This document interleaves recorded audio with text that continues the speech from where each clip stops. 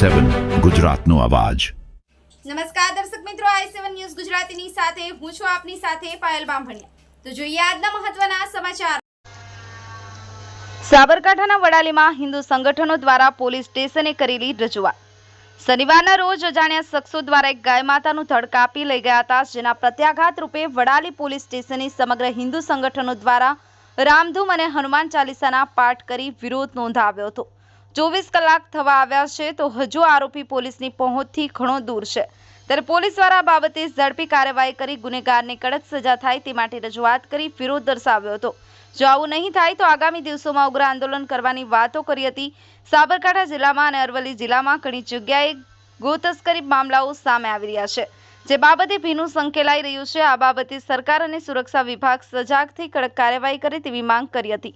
આ ધરણા પ્રદર્શનમાં બજરંગ દળ, વિશ્વ હિન્દુ પરિષદ, RSS, જીવદયા પ્રેમીઓ સહિત સમગ્ર સાબરકાંઠા અને અરવલ્લી જિલ્લામાંથી પ્રતિનિધિઓ આવ્યા હતા, જેમાં બજરંગ દળના ઉત્તર ગુજરાત પ્રાંત સંયોજક જવલીદભાઈ મહેતા અને મંત્રી નલિનભાઈ પટેલ પણ હાજર રહ્યા હતા। Bureau chief Hasmukh Prajapati, i7 news Gujarati, Sabarkantha.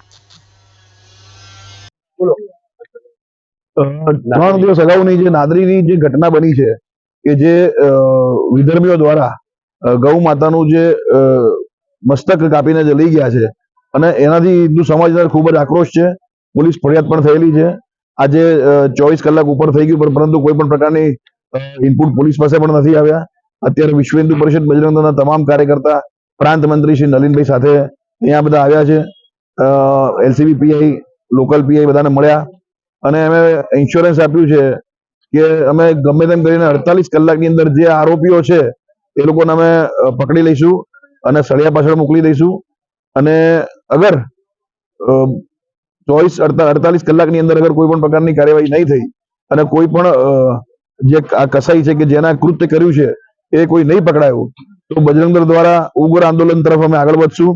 એની અંદર ધરણા, દેખાવ, ચક્કાજામ કે બંધ જે પણ કરવું કે હાઈવે જામ, જે પણ આંદોલન કરવા પડે બધા બજરંગ દળ એની માટે તૈયાર છે।